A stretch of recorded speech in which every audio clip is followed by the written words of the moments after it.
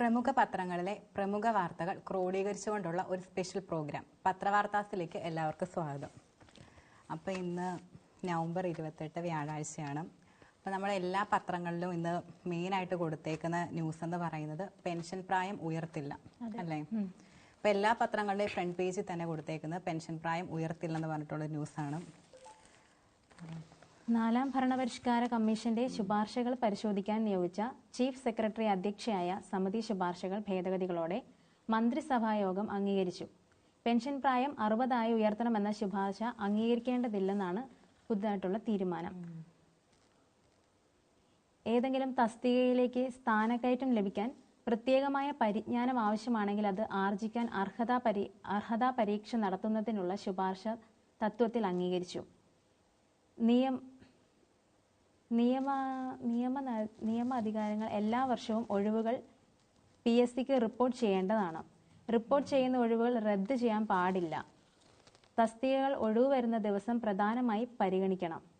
Rank list നിലവിലുള്ള തസ്തികകളിൽ employment നിയമനം പാടില്ല. ഓരോ തസ്തികകളിലെയും ഒഴിവുകൾ സ്പാർക്ക് മുഖേന ലഭ്യമാകേണ്ടതാണ്. പെൻഷൻ പറ്റുന്ന ജീവനക്കാരുടെ ആനുകൂല്യങ്ങൾ സംബന്ധിച്ച് പെൻഷൻ പറ്റുന്ന ജീവനക്കാരുടെ ആനുകൂല്യങ്ങൾ സംബന്ധിച്ചുള്ള ഒരു കാര്യങ്ങളാണ് ഇനി പറയാനുള്ളത്. അപ്പം സംസ്ഥാന സർക്കാർ ജീവനക്കാരുടെ പെൻഷൻ പ്രായം 60 ഉയർത്തണമെന്ന ഭരണപരിഷ്കാര കമ്മീഷന്റെ ശുപാർശ അംഗീകരിക്കേണ്ടതില്ലെന്ന് മന്ത്രിസഭാ യോഗം തീരുമാനമെടുത്തു. അപ്പം പെൻഷൻ പ്രായം എന്ന് പറയുന്നത് നിലവിൽ 60 ആയിരുന്നു. അപ്പോൾ അതിൽ കൂടുതൽ ഉയർത്തേണ്ടെന്ന് മന്ത്രിസഭാ യോഗം തീരുമാനം എടുത്തിരിക്കുകയാണ്. പെൻഷൻ പ്രായം ഉയർത്തണമെന്ന നാലാം ഭരണപരിഷ്കരണ കമ്മീഷന്റെ ശുപാർശകൾ പരിശോധിക്കാൻ നിയോഗിച്ച ചീഫ് സെക്രട്ടറി അധ്യക്ഷനായ സെക്രട്ടറി തല സമിതിയുടെ ശുപാർശകളാണ് ഭേദഗതിയോടെ മന്ത്രിസഭാ യോഗം അംഗീകരിച്ചത്. അപ്പം ഇനി പെൻഷൻ പ്രായം എല്ലാ ജീവനക്കാർക്കും വാർഷിക ആരോഗ്യ പരിശോധനയും അവർ നടത്തും. അപ്പം പെൻഷൻ പ്രായം ഉയർത്തില്ലെന്നാണ് മന്ത്രിസഭാ യോഗത്തിന്റെ തീരുമാനം. അപ്പോൾ ഇതുമായിട്ട് തന്നെ റിലേറ്റഡ് ആയിട്ടുള്ള വേറൊരു ന്യൂസ് എന്ന് പറയുന്നത് മാതൃഭൂമിയുടെ ഫ്രണ്ട് പേജിൽ തന്നെ കൊടുത്തേക്കുന്ന സ്വന്തം ക്ഷേമം സിന്ദാബാദ്. ഇത് സംസ്ഥാന സർക്കാരിന്റെ അഭിമാന പദ്ധതിയായ സാമൂഹ്യ സുരക്ഷാ പെൻഷനും സ്വന്തമാക്കി ഒരു വിഭാഗം സർക്കാർ ജീവനക്കാർ.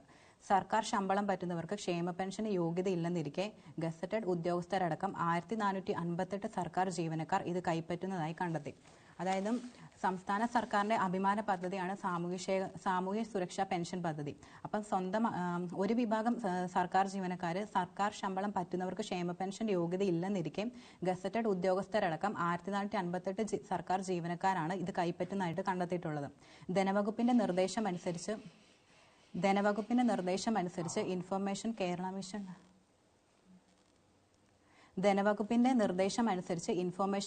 മിഷൻ നടത്തിയ പരിശോധനയിലാണ് ഈ തട്ടിപ്പ് പ്രധാനമായിട്ടും കണ്ടെത്തിയിട്ടുള്ളത്. സർക്കാർ കോളേജിൽ പഠിപ്പിക്കുന്ന 2 അസിസ്റ്റന്റ് പ്രൊഫസർമാരും 3 ഹയർ സെക്കൻഡറി അധ്യാപകരും അടക്കം പെൻഷൻ വാങ്ങിയവരിൽ ഉൾപ്പെടുന്നുണ്ട്. കൂടാതെ പട്ടികയിലുള്ള ഭൂരിപക്ഷം പേരും ഇപ്പോൾ സർവീസിലുള്ളവരാണ്. അപ്പോൾ സർവീസിലുള്ളവരാണ് ഇത് കൂടുതലും ഇങ്ങനെ തട്ടിപ്പിനകത്ത് പെടുന്നത്.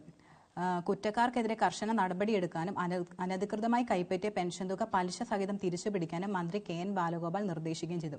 അപ്പോൾ ഇത്തരത്തിൽ അനധികൃതമായിട്ട് പൈസ തട്ടിയെടുത്തവർക്ക് അവർക്ക് കർശനമായിട്ട് ശിക്ഷ കൊടുക്കാനും അതുപോലെ പെൻഷൻ വാങ്ങിയ തുക പലിശ സഹിതം തിരിച്ചു കൊടുക്കാനുമായിട്ടാണ് മന്ത്രി KN ബാലഗോപാൽ നിർദ്ദേശിച്ചിട്ടുണ്ട്. ആരോഗ്യവകുപ്പിലാണ് കൂടുതൽ പെൻഷൻ വാങ്ങുന്ന ജീവനക്കാരുള്ളത്. അപ്പോൾ ആരോഗ്യ വകുപ്പിലാണ് കൂടുതലായിട്ടും പെൻഷൻ വാങ്ങുന്ന ജീവനക്കാരുള്ളത്. 373 പേരാണ് ആരോഗ്യവകുപ്പിലുള്ളത്. അതുപോലെ പൊതുവിദ്യാഭ്യാസ വകുപ്പിൽ 224 പേരും ക്ഷേമ പെൻഷൻ വാങ്ങുന്നുണ്ട്. വിവിധ തലങ്ങളിലുള്ള പരിശോധന തുടരാനാണ് ധനവകുപ്പിന്റെ തീരുമാനം. അപ്പം വിവിധ തലങ്ങളിലായിട്ടുള്ള ഇതുമായിട്ട് ബന്ധപ്പെട്ടുള്ള പരിശോധനകൾ തുടരാനാണ് ധനവകുപ്പ് മെയിനായിട്ട് തീരുമാനം എടുത്തിരിക്കുന്നത്.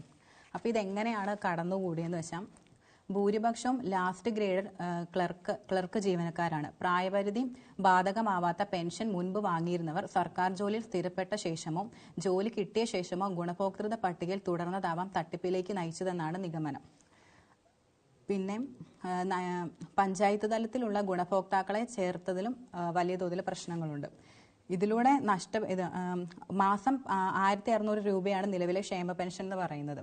അപ്പം അനർഹരായ 1458 പേർക്ക് നൽകുമ്പോൾ സർക്കാരിന് മാസം നഷ്ടം ഉണ്ടാകുന്നത് 23.3 ലക്ഷം രൂപയാണ്. അപ്പം മാസം എന്ന് പറയുന്നത് 1600 രൂപയാണ് ക്ഷേമ പെൻഷൻ നൽകിക്കൊണ്ടിരിക്കുന്നത്. അപ്പം അനർഹരായ അതിന് അർഹതയില്ലാത്ത 1458 പേർക്കാണിത് സർക്കാർ നൽകിക്കൊണ്ടിരുന്നത്. അപ്പം അതിലൂടെ സർക്കാരിന് നഷ്ടപ്പെടുന്നത് 23.3 ലക്ഷം രൂപയാണ്. വർഷം, അതായത് ഒരു വർഷം വരുമ്പോഴത്തേക്കും 2.5 കോടി രൂപ സർക്കാരിന് നഷ്ടമാകുന്നുണ്ട്. ക്ഷേമ പെൻഷനിൽ 5 വിഭാഗങ്ങളുണ്ട്. വാർദ്ധക്യ പെൻഷൻ, കർഷക തൊഴിലാളി പെൻഷൻ, ഭിന്നശേഷി, വിധവ, അവിവാഹിത പെൻഷൻ. ഇതിൽ ഭിന്നശേഷി, വിധവ പെൻഷൻ പ്രായപരിധി ബാധകമല്ല. 50 കഴിഞ്ഞ അവിവാഹിതകൾക്ക് പെൻഷൻ അപേക്ഷിക്കാം. വാർദ്ധക്യ കർഷക തൊഴിലാളി പെൻഷൻ 60 വയസ്സ് കഴിഞ്ഞാലേ അപേക്ഷിക്കാൻ പറ്റും. അപ്പോൾ ഇത്തരത്തിൽ അനധികൃതമായിട്ട് 1458 പേരാണ് പെൻഷൻ വാങ്ങുന്നതാണ് കണ്ടെത്തിയിട്ടുള്ളത്. അപ്പൊ അതിൽ തുടർ നടപടി എടുത്ത് 60 വയസ്സെന്നുള്ളൊരു പ്രായപരിധി ഇല്ല. പ്രായപരിധി ഇല്ല. അർഹരല്ലാത്തവരുടെ പെൻഷനെല്ലാം സർക്കാർ കണ്ടെത്തുകയും ചെയ്തിട്ടുണ്ട്. അപ്പൊ എന്തായാലും തുടർ നടപടി സർക്കാർ കൈക്കൊള്ളട്ടെ എന്ന് പറയാം. അല്ലേ? പിന്നെ വേറൊരു ന്യൂസ് എന്ന് പറഞ്ഞാൽ നമ്മൾ ഈ കെ സുരേന്ദ്രൻ്റെ ഈ പാലക്കാട് ഇലക്ഷൻ നടന്നപ്പോഴത്തേക്കിനും ആണെങ്കിലും BJP തോറ്റതിൽ കെ സുരേന്ദ്രനെ പല വിധത്തിലുള്ള വിമർശനങ്ങൾ മാറ്റാനും പലതരത്തിലുള്ള വിമർശനങ്ങൾ കെ സുരേന്ദ്രനെതിരെ വന്നിരുന്നു. അപ്പം കെ സുരേന്ദ്രൻ അതിനെതിരെ പ്രതികരിക്കുകയാണ്. മാധ്യമപ്രവർത്തകരെ കൈകാര്യം ചെയ്യുമെന്ന് കെ സുരേന്ദ്രൻ വെളിപ്പെടുത്തി. BJPക്കെതിരെ വാർത്ത നൽകിയ മാധ്യമപ്രവർത്തകരെ കൈകാര്യം ചെയ്യുമെന്ന് സംസ്ഥാന പ്രസിഡന്റ് കെ സുരേന്ദ്രന്റെ ഭീഷണി.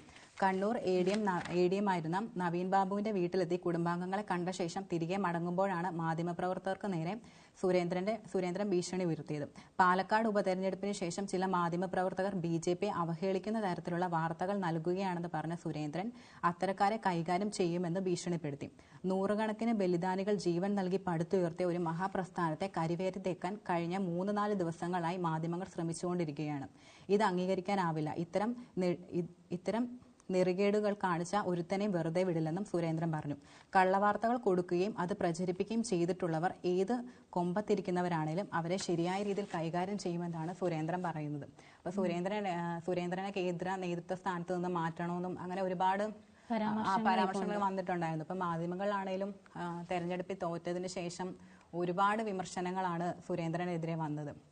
അപ്പം അങ്ങനെ BJPയുടെ പാർട്ടിക്കെതിരെ ഉയർന്നു വന്ന പരാമർശങ്ങൾ ഇപ്പം കുറച്ച് ദിവസങ്ങളായിട്ട് ഒരുപാടാണ്. പാലക്കാട് ഇലക്ഷനെ സംബന്ധിച്ചും ഒരുപാട് വിമർശനങ്ങൾ വരുന്നുണ്ട്. അപ്പം അത്തരത്തില് BJP എന്ന പാർട്ടിയെ അവഹേളിക്കാൻ ശ്രമിച്ച മാധ്യമങ്ങൾ ഇല്ലാതെ അത്തരം പാർട്ടിനെ കരിവാരി തേക്കാൻ ശ്രമിച്ചവർക്ക് അത് ഏത് കൊമ്പത്തെ ആളാണേലും അവർക്കെതിരെ നടപടി എടുക്കുമെന്നാണ് കെ സുരേന്ദ്രൻ പറഞ്ഞിരിക്കുന്നത്. അപ്പോൾ അപക്വമായ പ്രതികരണം KUWJ, അതായത് മാധ്യമപ്രവർത്തകരെ കൈകാര്യം ചെയ്യുമെന്ന BJP സംസ്ഥാന അധ്യക്ഷൻ കെ സുരേന്ദ്രന്റെ ഭീഷണിയിൽ കേരള പത്രപ്രവർത്തക യൂണിയൻ പ്രതിഷേധിക്കുകയുണ്ടായി. രാജ്യത്തെ ഏത് രാഷ്ട്രീയ പാർട്ടിയിൽ പ്രശ്നങ്ങൾ ഉണ്ടായാലും മാധ്യമങ്ങൾ വാർത്തയാക്കാറുണ്ട്. അത് ശരിയാണ്. രാജ്യത്തെ ഏത് പാർട്ടിയിൽ പ്രശ്നങ്ങൾ ഉണ്ടായാലും പാർട്ടി നോക്കാതെ തന്നെ മാധ്യമങ്ങൾ അത് വാർത്തയാക്കാറുണ്ട്. അപ്പം രാജ്യം ഭരിക്കുന്ന പാർട്ടിയിൽ പ്രശ്നങ്ങളുണ്ടെങ്കിൽ സ്വാഭാവികമായി ഇത് കൂടുതൽ ചർച്ച ചെയ്യപ്പെടും. അപ്പം BJP ആണിപ്പം ഇന്ത്യ ഭരിക്കുന്നത്. അപ്പം അതുകൊണ്ട് തന്നെ രാജ്യം ഭരിക്കുന്ന പാർട്ടി ആയതുകൊണ്ട് തന്നെ അത് കൂടുതലായിട്ട് അത് ന്യൂസ് കൊടുത്തേ പറ്റൂ. അതെ. അപ്പം സ്വന്തം നില മറന്നുകൊണ്ടുള്ള അപക്വമായ പ്രതികരണമാണ് സുരേന്ദ്രന്റെ ഭാഗത്തു നിന്നുണ്ടായതെന്നും ഇത്തരം ഫാസിസ്റ്റ് സമീപനം കേരളം അർഹിക്കുന്ന അവജ്ഞയോടെ തള്ളിക്കളയുമെന്നും KUWJ സംസ്ഥാന പ്രസിഡന്റ് KP റെജിയും സെക്രട്ടറി സുരേഷ് എടപ്പാളും പ്രസ്താവനയിൽ പറയുകയുണ്ടായി. അപ്പം സുരേന്ദ്രനെതിരെ പത്രപ്രവർത്തകരും സുരേന്ദ്രൻ നടത്തുന്നതിനെതിരെ പത്രപ്രവർത്തകരും പൊതുവെ എല്ലാവരും അവനവന്റെ പാർട്ടീനെ വിജയിപ്പിക്കാൻ നോക്കുന്ന ഒരു സാഹചര്യത്തില് ഇങ്ങനെ ഓരോ പരാമർശങ്ങൾ വരുമ്പോൾ മാധ്യമപ്രവർത്തകരും അത് ഉറപ്പായിട്ടും ഏറ്റെടുക്കും എന്നുള്ളത് തന്നെയാണ്. അതെ, നമ്മളിപ്പോൾ പാർട്ടി നോക്കാതെയാണ് എല്ലാ മാധ്യമങ്ങളും വാർത്തകൾ കൊടുക്കുന്നത്. പാർട്ടി ബേസ് ചെയ്തിട്ട് ഒരു മാധ്യമങ്ങളും വാർത്ത കൊടുക്കുന്നില്ല. അപ്പം അതെന്താണേലും നമുക്ക് നോക്കാം എന്താവും എന്നുള്ളത്. പിന്നെ മറ്റൊരു ന്യൂസ് എന്ന് പറയുന്നത് പ്രിയങ്ക ഗാന്ധിയുടെ സത്യപ്രതിജ്ഞ ഇന്ന് ആദ്യം ഉന്നയിക്കുക വയനാട് ദുരന്തം. അപ്പം പ്രിയങ്ക ഗാന്ധി വയനാട്ടില് രാഹുൽ ഗാന്ധിനേക്കാളും റെക്കോർഡ് ഭൂരിപക്ഷത്തിൽ ജയിച്ചിരിക്കുകയാണ്. അപ്പൊ പ്രിയങ്ക ഗാന്ധിയുടെ സത്യപ്രതിജ്ഞ ഇന്നാണ്. അപ്പം പ്രിയങ്ക ഗാന്ധി ആദ്യം ഉന്നയിക്കുന്നത് വയനാട്ടിലെ ദുരന്തമായിരിക്കും എന്നാണ് പറയുന്നത്. അപ്പൊ വയനാട് ലോക്സഭാ മണ്ഡലത്തിലെ നിയുക്ത MP പ്രിയങ്ക ഗാന്ധിയുടെ സത്യപ്രതിജ്ഞ ഇന്ന് നടക്കും. പ്രിയങ്കയ്ക്കൊപ്പം മഹാരാഷ്ട്രയിൽ നിന്ന് ഉപതെരഞ്ഞെടുപ്പിൽ വിജയിച്ച കോൺഗ്രസ് MP രവീന്ദ്ര വസന്തറാവും ജവാനും ഇന്ന് രാവിലെ 11-ന് സത്യപ്രതിജ്ഞ ചെയ്യും. സത്യപ്രതിജ്ഞയ്ക്ക് ശേഷം ലോക്സഭയിൽ പ്രിയങ്ക ഗാന്ധി ആദ്യം ഉന്നയിക്കുന്നത് വയനാട് ഉരുൾപൊട്ടൽ വിഷയമായിരിക്കുമെന്ന് AICC general secretary KC Venugopal അറിയിച്ചു. അപ്പം നമ്മൾ വയനാട്ടിലെ ദുരന്തത്തെക്കുറിച്ച് നമ്മൾ കുറെ പറഞ്ഞിട്ടുണ്ട്. ഒരുപാട് ചിന്തിക്കാൻ പറ്റുന്നേക്കാളും വലിയൊരു ദുരന്തമായിരുന്നു അത്. അത് മാത്രമല്ല വയനാട്ടിലെ അവർക്ക് അർഹതപ്പെട്ട ഒരു കേന്ദ്രത്തിന്റെ ഭാഗത്തു നിന്ന് ഒരു സഹായം ലഭിക്കുന്നില്ലെന്ന് ഉന്നയിക്കുന്നതും പ്രിയങ്ക ഗാന്ധിയും രാഹുൽ ഗാന്ധിയും അടക്കം തെരഞ്ഞെടുപ്പിന്റെ വേളയിലാണെങ്കിലും അല്ലാതെയും കുറേ തവണ അവർ ഉന്നയിച്ചിട്ടുണ്ട്. പിന്നെ വയനാട്ടിലെ ദേശീയ ദുരന്തമായിട്ട് പ്രഖ്യാപിക്കണമെന്ന് രാഹുൽ ഗാന്ധി പറഞ്ഞിട്ടുണ്ട്, പ്രിയങ്ക ഗാന്ധി പറഞ്ഞിട്ടുണ്ട്. എന്നിട്ടും കേന്ദ്രം അവഗണിക്കുമായിരുന്നു. അപ്പം പ്രിയങ്ക ഗാന്ധി ഇപ്പം MP ആയി തെരഞ്ഞെടുക്കപ്പെട്ട സമയത്ത് ആദ്യം ഉന്നയിക്കുന്നത് വയനാട്ടിലെ ദുരന്തമായിരിക്കും എന്നാണ് പറയുന്നത്. സത്യപ്രതിജ്ഞയ്ക്ക് ശേഷം ലോക്സഭയിൽ പ്രിയങ്ക ഗാന്ധി ആദ്യം ഉന്നയിക്കുക വയനാട് ഉരുൾപൊട്ടൽ വിഷയമായിരിക്കുമെന്നും ജനറൽ സെക്രട്ടറി KC വേണുഗോപാൽ അറിയിച്ചു. വയനാട് ദുരന്ത നിവാരണ പാക്കേജ് വൈകുന്നത് പ്രിയങ്ക ലോക്സഭയിൽ തന്റെ കന്നി പ്രസംഗത്തിൽ ചോദ്യം ചെയ്യുമെന്നും KC വേണുഗോപാൽ പറയുകയുണ്ടായി. സഭ ചേരുന്നതിന് മുമ്പ് രാവിലെ 10:30 കോൺഗ്രസ് പാർലമെന്ററി പാർട്ടി ഓഫീസിൽ കോൺഗ്രസ് MP മാർ കൂടിക്കാഴ്ച നടത്തും. അതേസമയം വോട്ടർമാർക്ക് നന്ദി പറയുന്നതിന് പ്രിയങ്ക 30 ഡിസംബർ 1 വയനാട് മണ്ഡലത്തിൽ പര്യടനം നടത്തുമെന്നും കോൺഗ്രസ് പറയുകയുണ്ടായി. അപ്പം കോൺഗ്രസിലെ അതായത് പ്രിയങ്ക ഗാന്ധിനെ ജയിപ്പിച്ചവർക്കായിട്ട് പ്രിയങ്ക ഗാന്ധി നവംബർ 30 ഡിസംബർ 1 വയനാട്ടിലെത്തുമെന്നും പറഞ്ഞിട്ടുണ്ട്. അപ്പോൾ വയനാട് ദുരന്തത്തിലെ കേന്ദ്ര അവഗണന ചർച്ച ചെയ്യുന്നതിനായി ലോക്സഭയിലെ പ്രതിപക്ഷ നേതാവ് രാഹുൽ ഗാന്ധിയെയും നിയുക്ത വയനാട് MP പ്രിയങ്ക ഗാന്ധിയെയും വയനാട്ടിൽ നിന്നുള്ള MLA മാർ സന്ദർശിച്ചു. വയനാട് ലോക്സഭാ മണ്ഡലത്തിൽ UDF MLA മാരായ T Siddique, KC Balakrishnan, AP Anilkumar, PK Basheer എന്നിവരോടൊപ്പം UDF നേതാക്കളായ ND അപ്പച്ചൻ, KL പൗലോസ് എന്നിവരും കൂടിക്കാഴ്ചയിൽ പങ്കെടുത്തു. വയനാട് തിരഞ്ഞെടുപ്പിൽ വിജയിച്ചതിന്റെ ഇലക്ഷൻ സർട്ടിഫിക്കറ്റും പ്രിയങ്കയ്ക്ക് UDF നേതാക്കൾ കൈമാറുകയുണ്ടായി. വയനാട് ദുരന്ത ബാധിതർക്കുള്ള കേന്ദ്ര സഹായം വൈകുന്നതിൽ പ്രിയങ്കയുടെ നേതൃത്വത്തിൽ സമരപരിപാടികൾ സംഘടിപ്പിക്കാനാണ് UDFന്റെ തീരുമാനം. അപ്പം കേന്ദ്രം ഇങ്ങനെ നിരന്തരമായിട്ട് അവഗണിച്ചുകൊണ്ടിരിക്കുകയാണെന്ന് നമ്മൾ പറഞ്ഞു.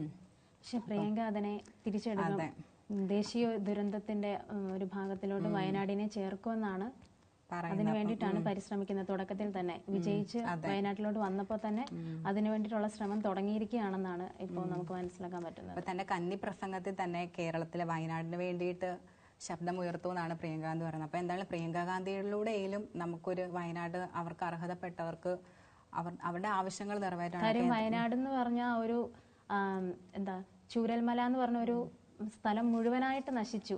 അങ്ങനെ ഒരു സ്ഥലം ഇന്നില്ല. ആ ഒരു മല മുഴുവനായിട്ട് അടർന്നു പോയതാണ്. അപ്പം അതിന് അത്രത്തോളം പ്രാധാന്യം കൊടുക്കേണ്ട തന്നെയാണെന്നാണ് എല്ലാവർക്കും അറിയാവുന്നത്. അപ്പം അതിനു വേണ്ടിയിട്ട് പ്രിയങ്ക പരിശ്രമിച്ചു തുടങ്ങി എന്നുള്ളതാണ് ഇതിൽ നിന്ന് മനസ്സിലാക്കാൻ പറ്റുന്നത്. അപ്പോൾ പ്രിയങ്ക ഗാന്ധിയിലൂടെയും വയനാട്ടുകാർക്ക് അവർക്ക് അർഹതപ്പെട്ടത് കിട്ടട്ടെ എന്ന് നമുക്ക് പ്രതീക്ഷിക്കാം. ഇനി അടുത്ത ന്യൂസ് എന്ന് പറയുന്നത് വിഴിഞ്ഞത്തിന് 795 കോടി അനുവദിച്ച കേന്ദ്രം. അപ്പോൾ വിഴിഞ്ഞം തുറമുഖ പദ്ധതി നമുക്ക് എല്ലാവർക്കും കാലമായിട്ട് ചർച്ച ചെയ്തുകൊണ്ടിരിക്കുന്ന ഒരു വിഷയമാണ്. അപ്പം വിഴിഞ്ഞം തുറമുഖ പദ്ധതിക്ക് 795 കോടിയുടെ കേന്ദ്ര സഹായം. സംസ്ഥാനങ്ങളിലെ അടിസ്ഥാന സൗകര്യ വികസന പദ്ധതികൾ കേന്ദ്രം നൽകുന്ന കാപ്പെക്സ് വായ്പ, അതായത് special assistant for state in capital investment scheme പ്രകാരമാണ് അനുവദിച്ചത്. തുറമുഖ പദ്ധതിയുടെ വയബിലിറ്റി ഗ്യാപ്പ് ഫണ്ട് വിഷയത്തിൽ കേന്ദ്രവുമായി തർക്കം തുടരുന്നതിനിടെയാണിത്. കൊച്ചി മെട്രോ പദ്ധതി ഉൾപ്പെടെ 1059 കോടിയാണ് 2024-25 വർഷത്തേക്കും കാപ്പെക്സ് പദ്ധതി പ്രകാരം കേരളത്തിന് അനുവദിച്ചിരുന്നത്. 50 വർഷത്തേക്ക് പലിശരഹിതമായിട്ടാണ് വായ്പ പ്രധാനമായിട്ടും അനുവദിച്ചിട്ടുള്ളത്. ഈ സാമ്പത്തിക വർഷം തന്നെ വിനിയോഗിക്കണം. സംസ്ഥാനത്തിന്റെ കടമെടുപ്പ് പരിധിയിൽ വരില്ലെന്ന് പ്രത്യേകതയുമുണ്ട്. അപ്പോൾ വിഴിഞ്ഞത്തിന് 795 കോടി രൂപ അനുവദിച്ചിട്ടുണ്ട് കേന്ദ്രം. അതെ. പിന്നെ എന്താണ്, പിന്നെ നമ്മൾ നമ്മൾ ഉത്സവങ്ങളിലും കാര്യങ്ങളൊക്കെ ആനയെ എഴുന്നള്ളിക്കാറുണ്ടല്ലോ. ഇനിയിപ്പോ ഉത്സവത്തിന്റെ ഒരു സമയമൊക്കെ തുടങ്ങുകയാണ്. അപ്പൊ എല്ലായിടത്തും പൂരങ്ങളും കാര്യങ്ങളൊക്കെ വരുമ്പോ ആന എഴുന്നള്ളിക്കുക എന്ന് പറഞ്ഞൊരു അതൊരു വലിയൊരു ചടങ്ങ് തന്നെയാണ്. അപ്പൊ നമ്മള് കഴിഞ്ഞ ഇടയ്ക്ക് ഒരു ന്യൂസ് ഉണ്ടായിരുന്നു, ഈ പടക്കം വെടിക്കെട്ടൊന്നും നടത്തരുത്, നിരോധിക്കണം എന്നുള്ളൊരു, കുറച്ച് പരിധിക്കുള്ളിലേ നടത്താവുള്ളൂ എന്നൊക്കെ പറഞ്ഞു. അതുപോലെ ആന എഴുന്നള്ളിപ്പില് ഇളവില്ലെന്ന് ഹൈക്കോടതി. രാജഭരണമല്ല നിയമവാഴ്ചയാണിപ്പോൾ. അതായത് ക്ഷേത്രങ്ങളിൽ ആനകളെ എഴുന്നള്ളിക്കുമ്പോൾ 2 ആനകൾ തമ്മിൽ കുറഞ്ഞത് 3 മീറ്റർ ദൂരമെങ്കിലും വേണമെന്ന കാര്യത്തിൽ ഇളവ് അനുവദിക്കാനാകില്ലെന്ന് വ്യക്തമാക്കിയിരിക്കുകയാണ് ഇപ്പോൾ ഹൈക്കോടതി. അതായത് ക്ഷേത്രങ്ങളിലൊക്കെ നമ്മൾ ആനകളെ എഴുന്നള്ളിക്കുമല്ലോ, അപ്പോൾ 2 ആനകൾ തമ്മിൽ കുറഞ്ഞത് 3 മീറ്റർ ദൂരമെങ്കിലും വേണമെന്നാണ് ഹൈക്കോടതി പറയുന്നത്. തൃപ്പൂണിത്തറ ശ്രീപൂർണ ത്രൈശാം ക്ഷേത്രോത്സവത്തിന് 15 ആനകളെ എഴുന്നള്ളിക്കുന്നതിൽ ഇളവ് തേടി ദേവസ്വം നൽകിയ ഉപഹർജി പരിഗണിക്കുകയായിരുന്നു കോടതി. രാജഭരണകാലം മുതലുള്ളതാണെന്ന വാദവും ജസ്റ്റിസ് AK ജയശങ്കർ നമ്പ്യാരും ജസ്റ്റിസ് P ഗോപിനാഥും അടങ്ങിയ ഡിവിഷണൽ ബെഞ്ച് തള്ളുകയും ചെയ്തു. അപ്പോൾ രാജഭരണ കാലം മുതലുള്ള ഒരു ചടങ്ങാണ് ആന എഴുന്നള്ളിക്കുക എന്നുള്ളത്. പക്ഷെ ഇന്നത്തെ കാലത്ത് ഇങ്ങനെ ഒരുപാട് പ്രശ്നങ്ങൾ വന്നുകൊണ്ടിരിക്കുന്നത് കൊണ്ട് തന്നെ ആന എഴുന്നള്ളിക്കണമെങ്കിൽ അതിൻ്റെതായ ഒരു സ്പേസ്, ഒരു ഗ്രൗണ്ട് ആണെങ്കിൽ തന്നെ അത്രത്തോളം സ്ഥലം ഉണ്ടാവണം എന്നുള്ളത് അനിവാര്യമായിട്ടുള്ള ഒരു കാരണം നമ്മൾ എപ്പോഴാണ് അപകടം ഉണ്ടാകുന്നത് നമുക്ക് പറയാൻ പറ്റില്ല. അതെ, ഒരു അപകടം ഉണ്ടായി കഴിഞ്ഞാൽ വലിയൊരു അപകടം ഇനിയും ക്ഷണിച്ചു വരുത്താൻ പറ്റാത്തത് കൊണ്ട് ഇപ്പൊ ഇങ്ങനെ ഒരുപാട് നിയമങ്ങൾ വരുന്നു. പിന്നെ ഇപ്പോൾ രാജഭരണമല്ലെന്ന് നിയമവാഴ്ചയാണെന്നും കോടതി പറയുകയുണ്ട്. അത് കറക്റ്റ് ആയിട്ടുള്ളൊരു കാര്യമാണ്. കാരണം പണ്ട് രാജാക്കന്മാർ നിലനിന്ന കാലത്ത് അങ്ങനെ പല ആചാരങ്ങളും ഉണ്ടായിരിക്കും. പക്ഷെ ഇപ്പം ജനാധിപത്യമാണ് ഇവിടെ നടക്കുന്നത്. എല്ലാത്തിനും അതിൻ്റെതായ ഒരു നിയമങ്ങളുണ്ട്. ആ നിയമങ്ങളും പ്രോട്ടോക്കോളും എല്ലാം പാലിച്ചുകൊണ്ട് മാത്രമേ ഇപ്പൊ അമ്പലങ്ങളിലാണെങ്കിലും ഉത്സവ എഴുന്നള്ളിപ്പും എല്ലാം നടത്താൻ പറ്റുള്ളൂ എന്നാണ് പറയുന്നത്. അതെ. ദൂരം നിശ്ചയിച്ചത് ഏകപക്ഷീയവും അശാസ്ത്രീയവുമാണെന്നാണ് ഉപഹർജിയിലെ വാദം. ഇക്കാര്യം വെറുതെ പറഞ്ഞാൽ പോരെന്നും ഇത് വ്യക്തമാക്കുന്ന രേഖകൾ വേണമെന്നും നിർദ്ദേശിച്ച ഡിവിഷണൽ ബെഞ്ച് വ്യാഴാഴ്ച വീണ്ടും പരിഗണിക്കാൻ മാറ്റി. വർഷങ്ങളായി 15 ആനകൾ ഉണ്ട് എന്നതും ഇളവിന് പരിഗണിക്കാനാവില്ല. അപ്പൊ വർഷങ്ങളായിട്ട് ഇവര് 15 ആനകളാണ് ഇതിനകത്തുള്ളത്. അപ്പം അതും ഇതിനകത്ത് അതിന് 3 മീറ്റർ സ്പേസ് കൊടുത്ത് അകലം പാലിച്ച് നിർത്താന്ന് പറയുമ്പോൾ അത്രത്തോളം വലിയൊരു ഗ്രൗണ്ടും അതിന് പറ്റിയ സാഹചര്യങ്ങളായിരിക്കണം. രാജഭരണകാലത്ത് ഉത്സവത്തിൽ പങ്കെടുക്കാൻ എത്തിയവരുടെ എണ്ണം ഇന്നത്തേവരുടെ എണ്ണവും തമ്മിൽ വലിയ അന്തരമുണ്ട്. അത് ശരി, ആ കാലഘട്ടത്തിലുള്ളവരുടെ എണ്ണം ആയിരിക്കണമെന്നില്ല ഈ കാലഘട്ടത്തിൽ ഉണ്ടാകുന്നത്. കാലങ്ങളായി നടക്കുന്നത് എന്തെങ്കിലും നിർത്തേണ്ടേ. കോവിഡ് കാലത്ത് ആനകളുടെ എണ്ണം എങ്ങനെയാണ് കുറച്ചതെന്നും കോടതി ചോദിച്ചു. അപ്പോൾ കോവിഡ് കാലത്ത് നമുക്കറിയാം ഇങ്ങനെ ഉത്സവങ്ങളോ കാര്യങ്ങളോ ഒന്നും ഇല്ലായിരുന്നു. ആ സമയത്ത് ആനകളുടെ എണ്ണം എങ്ങനെയാണ് കുറച്ചതെന്ന് എന്ന ചോദ്യം കോടതി ഉന്നയിക്കുന്നുണ്ട്. അപ്പൊ ഇതെന്താണ് നല്ലൊരു കാര്യമായിട്ടാണ് തോന്നുന്നത്. അതെ, അത് മാത്രമല്ല ആനകളെ നമ്മൾ ഇങ്ങനെ എഴുന്നള്ളിക്കരുത്, അവരോട് ചെയ്യുന്ന ഒരു ക്രൂരതയാണ് ഇതെന്നാണ് പറയുന്നത്. അവർ കാട്ടിൽ വളരേണ്ടതാണ്, അവർക്ക് അവരുടേതായ ഒരു സ്പേസ് ഉണ്ട്, അവരെ ഫ്രീ ആക്കി സ്വതന്ത്രരാക്കി വിടുക എന്നാണ് പറയുന്നത്. അപ്പൊ അങ്ങനെ ഒരു സാഹചര്യത്തിൽ ഇത്തരത്തിലുള്ള എഴുന്നള്ളിപ്പുകൾ അത് അവരെ നമ്മൾ ശിക്ഷിക്കുന്നത് പോലെയാണെന്നാണ്. പലപ്പോഴും മനുഷ്യന്റെ സന്തോഷത്തിനും കാര്യങ്ങൾക്കും വേണ്ടിയിട്ട് നമ്മൾ മൃഗങ്ങളുടെ ഇതൊന്നും അവർക്കും ബുദ്ധിമുട്ടുകളും കാര്യങ്ങളും ഒക്കെ ഉണ്ട്. കാരണം ഇത്രയും ആൾക്കാർ വരുന്നതും അവരെ അവിടെ എഴുന്നള്ളിച്ചൊക്കെ എത്ര മണിക്കൂറുകളാണ് അത് അവരവിടെ നിൽക്കുന്നത്. അപ്പൊ അതൊന്നും മനുഷ്യർ ചിന്തിക്കാറില്ല. അപ്പം എന്താണെങ്കിലും ഇതൊരു നല്ല കാര്യമായിട്ടാണ് അല്ലേ? അതെ അതെ. അടുത്തത് ഹൈക്കോടതിയെ വെല്ലുവിളിച്ച് ഗവർണർ. 2 സർവകലാശാലകളിൽ വിസിമാരെ നിയമിച്ചു. ഏകപക്ഷീയമായി ചട്ടങ്ങൾ ലംഘിച്ച് നടപടി. അതായത് ഹൈക്കോടതിയെ വെല്ലുവിളിച്ച് വൈസ് ചാൻസലർമാരെ നിയമിച്ച് ഗവർണർ ആരിഫ് മുഹമ്മദ് ഖാൻ. നേരത്തെയും ഇങ്ങനെ ഒരു ഇഷ്യൂ ഉണ്ടായിരുന്നു. മുഖ്യമന്ത്രിയും ഗവർണറും തമ്മിലുള്ള തർക്കവും വലിയ വിവാദങ്ങളായിരുന്നു. അപ്പോൾ അദ്ദേഹം സ്വന്തം താല്പര്യത്തിൽ ചെയ്യുന്നു എന്നുള്ള ഒരു രീതിക്കാണ്. സാങ്കേതിക സർവകലാശാല വിസിയായി കുസാറ്റ് ഷിപ്പ് ടെക്നോളജി വകുപ്പിലെ പ്രൊഫസർ ഡോക്ടർ കെ ശിവപ്രസാദിനെയും ഡിജിറ്റൽ സർവകലാശാല വിസിയായി ഡോക്ടർ സിസ തോമസിനെയുമാണ് നിയമിച്ചത്. 2 സർവകലാശാലയിലും വിസി ഇല്ലാതായി 1 മാസം തികയുന്ന ദിവസമാണ് നിയമനങ്ങൾ നടത്തിയത്. 1 മാസത്തോളം അത് അങ്ങനെ വിസി ഇല്ലാതിരുന്നു. ആ ഒരു സാഹചര്യം 1 മാസം ആവുന്ന ഒരു ടൈമിലാണ് നിയമനങ്ങൾ നടത്തിയത്. സാങ്കേതിക സർവകലാശാല വിസിയുടെ ചുമതല സർക്കാർ പട്ടികയിൽ നിന്നാകണമെന്ന ഹൈക്കോടതി വിധി പരിഗണിക്കാതെയാണ് പട്ടികയിൽ ഉൾപ്പെടാത്ത അധ്യാപകൻ പട്ടികയിൽ പോലും ഉൾപ്പെടാത്ത അധ്യാപകൻ ഡോക്ടർ കെ ശിവപ്രസാദിനെ നിയമിച്ചത്. KTU താൽക്കാലിക വിസിയായി സിസ തോമസിനെ നിയമിച്ച സ്വന്തം നടപടിയിൽ വ്യക്തത തേടി ചാൻസലർ അർപ്പിച്ച ഹർജി ചൊവ്വാഴ്ച ഹൈക്കോടതി തള്ളിയിരുന്നു. ഹൈക്കോടതി വിധിയെ മാനിക്കാതെയാണ് KTU വിസി നിയമനത്തിന് ഗവർണറുടെ നീക്കം. അതായത് ഹൈക്കോടതിയുടെ ഒരു വിധിയൊക്കെ ഉണ്ട്, അതിനെ ഒന്നും മാനിക്കാതെ അദ്ദേഹത്തിന്റെ സ്വന്തം താല്പര്യത്തിൽ ചെയ്തൊരു രീതിക്കാണ് ഇത് പോകുന്നത്. KTUവിലെ താൽക്കാലിക വിസി നിയമനം സർക്കാർ നൽകുന്ന പട്ടികയിൽ നിന്ന് വേണമെന്നും അതാണ് സർവകലാശാല ചട്ടം പറയുന്നതെന്നും നേരത്തെ ഡിവിഷൻ ബെഞ്ച് ഉത്തരവുണ്ട്. ഹൈക്കോടതി മുൻ ഉത്തരവ് സാധുവാണെന്ന് ചൂണ്ടിക്കാട്ടിയാണ് ചൊവ്വാഴ്ച ഗവർണറുടെ ആവശ്യം കോടതി നിരസിച്ചത്. സർക്കാരിന്റെയോ സർവകലാശാലയുടെയോ താല്പര്യം നോക്കാതെ അടുത്തിടെ ആരോഗ്യ സർവകലാശാല വിസിക്ക് നിയമനം നീട്ടി നൽകിയ ഗവർണറുടെ നടപടിയും വിവാദമായിരുന്നു. അതായത് സർക്കാരിനോട് ചോദിച്ചിട്ട് സർക്കാരിന്റെ അനുവാദത്തോടു കൂടി ചെയ്യേണ്ട കാര്യങ്ങളാണ്. അപ്പൊ സർക്കാരിന്റെയോ സർവകലാശാലയുടെയോ ഒന്നും താല്പര്യം നോക്കാതെ അടുത്തിടെ ഒരു ആരോഗ്യ സർവകലാശാല വിസിക്ക് നിയമനം നീട്ടി നൽകിയ ഗവർണറുടെ നടപടി അതുമൊക്കെ ഇതിനകത്തൊരു വിവാദമായിട്ട് വന്നിരിക്കുകയാണ്. സാങ്കേതിക സർവകലാശാലയിലും ഡിജിറ്റൽ സർവകലാശാലയിലും സ്വന്തം ഇംഗിതത്തിന് വഴങ്ങുന്നവരെന്ന മാനദണ്ഡം മാത്രമാണ് വൈസ് ചാൻസലർ നിയമനത്തിന് ചാൻസലർ പരിഗണിച്ചിരിക്കുന്നതെന്ന് ഉന്നത വിദ്യാഭ്യാസ മന്ത്രി ഡോക്ടർ ആർ ബിന്ദു പറഞ്ഞു. സംസ്ഥാന സർക്കാരുമായി ഒരുവിധ ഗൂഢാലോചനയും ഉണ്ടായിട്ടില്ല. സംസ്ഥാന സർക്കാരിനോട് കൂടി ആലോചിച്ച് ചെയ്യേണ്ട കാര്യങ്ങൾ. അപ്പം അവരുമായിട്ട് ഒരു വിധത്തിലുള്ള കൂടിയാലോചനകളും ഉണ്ടായിട്ടില്ലെന്നാണ് ഇവിടെ പരാമർശിക്കുന്നത്.